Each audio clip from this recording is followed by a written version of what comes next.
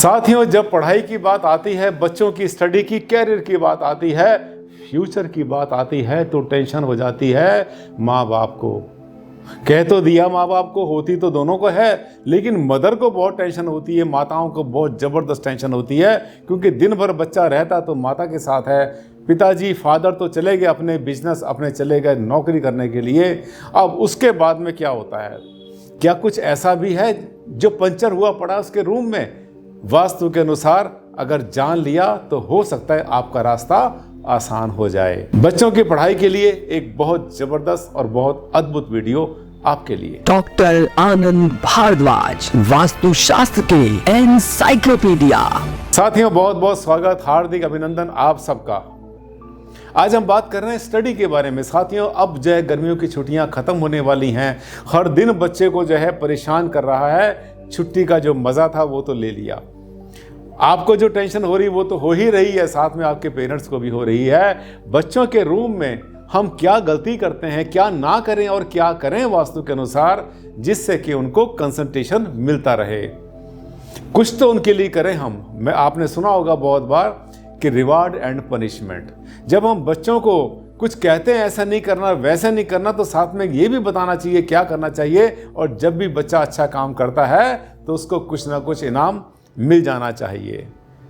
जो लोग हमें कमेंट करते हैं उनके लिए भी एक इनाम सोचा हुआ है। इस वीडियो में कहीं बीच में हम डिक्लेयर करने वाले हैं। अगर आप कमेंट्स पर रिप्लाई करते हैं तो आपको जो है कुछ मिलने वाला है, अद्भुत तोहफा डॉक्टर आनंद भारद्वाज जी की तरफ से। वो भी बताऊंगा बीच में कौन कौन लोग हैं। 11 लोग। ये देखिए, पढ़ाई के लिए मूड जो है ख़राब हो जाता बच्चे का, पढ़ने के साथ साथ मूड भी रहे फ्रेश। कुछ ऐसा कर दो, कुछ ऐसा कर दो उसके रूम के अंदर, बच्चे के रूम में, उस टेबल के ऊपर, उसके चेयर में, उसके कमरे के साथ, उसकी अलमारी में, उसके बुक शेल्फ में, जिसमें कि हर समय उसको ताजगी महसूस हो, बोरिंग ना हो, थकावट महसूस ना हो, सिरदर्दी ना हो जाए। अगर उसको जो है अच्छी खुशी मिलेगी, वहाँ पर ताजगी मिलेगी, तो मूड फ्रेश तो पढ़ाई में ध्यान तो आगे बढ़ने के रास्ते से कोई रोक नहीं सकता। बच्चों के रूम में इंटीरियर करो ऐसा कि बच्चों को मिले प्रेरणा। अब होता क्या है, मैं एक थोड़ी सी कड़वी सच्चाई बता देता हूँ आपको।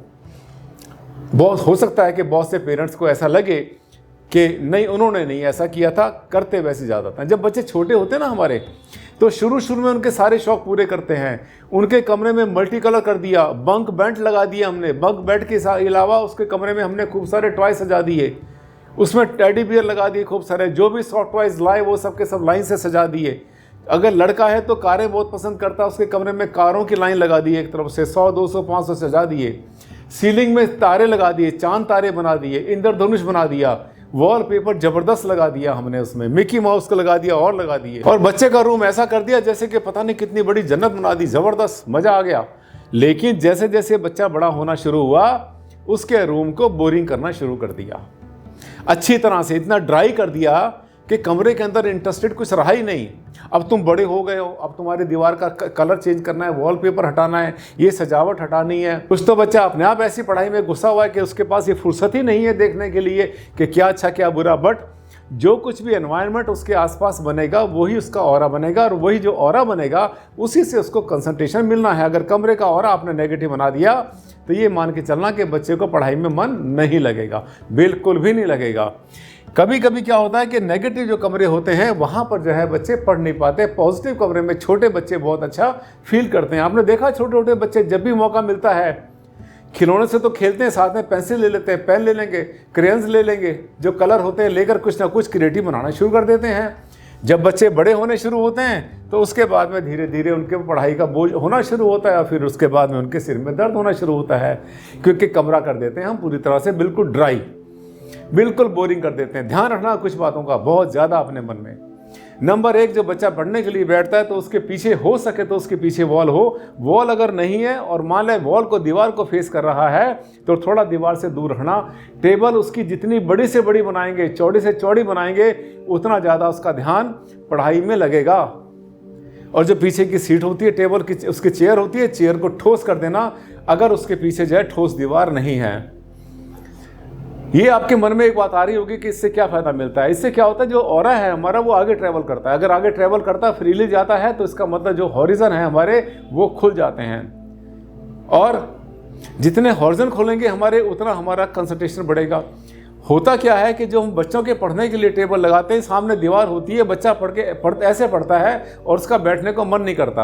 और बच्चे के पापा क्या करते हैं, उनका अपने ऑफिस से उठने को मन नहीं करता। सुबह गए थे 8 बजे, 9 बजे, 10 बजे, और उनके शाम हो गई 6 बज गए, 7 बज गए, 8 बज गए, 9 बजे अब आ रहा है वो। क्यों?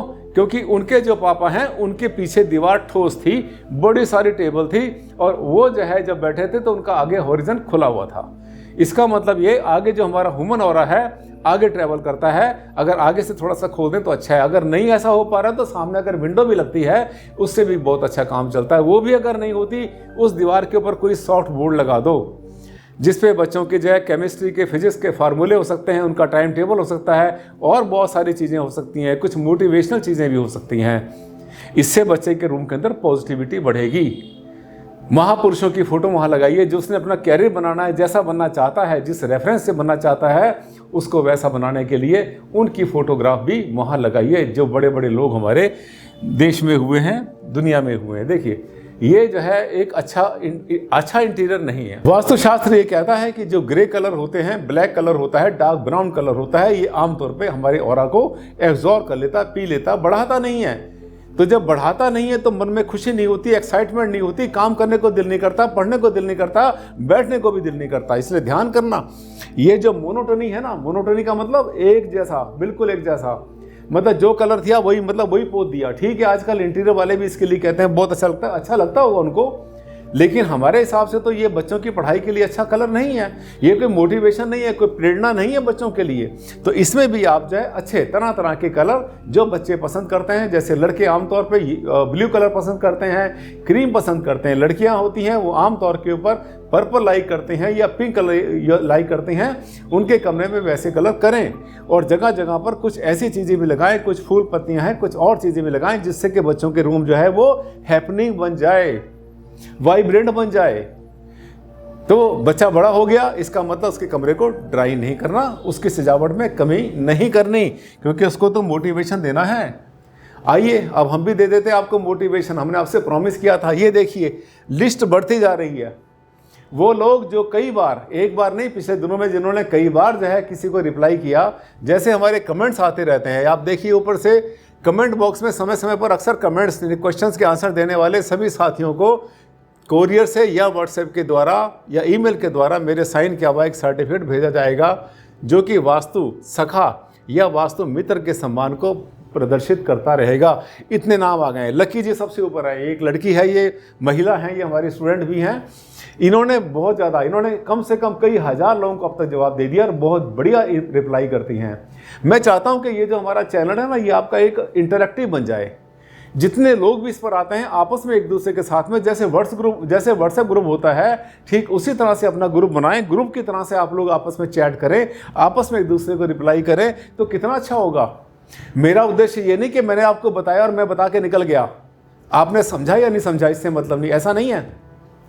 मैं चाहता हूं कि भारत का हर नागरिक, भारत की विद्या है, वास्तुशास्त्र हमारी वैदिक विद्या है, ये ज्ञान एक एक बच्चे को होना चाहिए और इसकी सच्चाई पता होनी चाहिए। वहम और अंधविश्वास से मैंने दूर करना है सबको धीरे धीरे, इसलिए मेरा सपना है। तो आप लोग इसमें बढ़ चढ़ कर हिस्सा लीजिए, जिससे कि आपको ये लगे कि हाँ, आपने वास्तु काफ़ी कुछ सीख लिया है। जिस सवाल का जवाब आपको आता है वो ज़रूर दें। लकी हैं ये, खूब रिप्लाई करती हैं। ये कृतिका 621 बहुत अच्छे रिप्लाई कर रही है महिला, ये बहुत अच्छे रिप्लाई कर रही हैं। देखिए, अगर आपने रिप्लाई किया, मान लिया आपने गलत किया या सही आपने रिप्लाई नहीं किया हुआ है, तो उसको मैं ठीक करूंगा ना। मैं जब देखता हूं कि आपने बिल्कुल ठीक रिप्लाई किया तो मैं आपको मोटिवेट करने की कोशिश करता हूं।